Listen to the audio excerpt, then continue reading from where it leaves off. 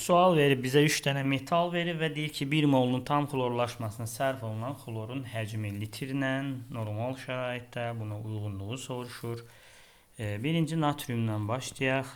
Deməli, natriumun xlorla reaksiyasından natrium xlorid alınır. Əmsallaşdırıram.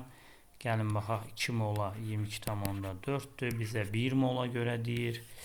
X-dır, X deyilir 11,2 litr. Deməli, 1-ə uyğundur Y variantı.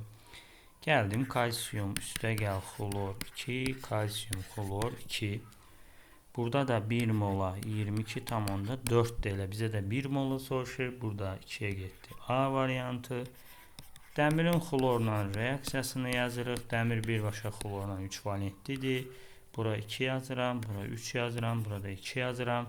Deməli 2-yə 2 mola 67,2 litrdir, 3 moldur, 1 mola X-dır, X deyilir 33,6 litr. Yəni burada olacaq D variantı. Y, A, D.